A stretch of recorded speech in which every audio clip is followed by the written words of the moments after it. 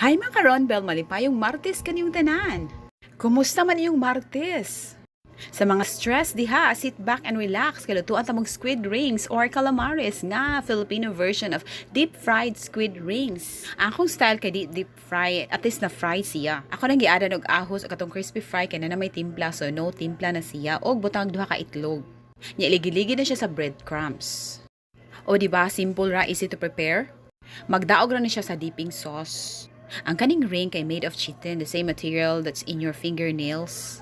Para lami gini siya, i-marinate gini siya for at least an hour. Lain-lain sa mga restaurant, gihimo ni siyang side dish or main course. According to Bing.com, ang squid ring scientific name kuno kay Nototodaros loani. According to the healthsite.com, nga nutritious kini siya, high in protein, minerals, and low in calories. No carbs kuno ni siya. Nya good source of vitamin B12 and B6 kuno ni. Ug naa siya selenium ug vitamin E. Presenting squid rings or calamares. It's your choice kung parisan ba ninimog usa ka kaldero nga rice kay lami po ni siya lanlanon ra, di ba? Labi na lami ang dipping sauce. Dig in! Enjoy your Tuesday lunch. Maka ni Ronbel Gums.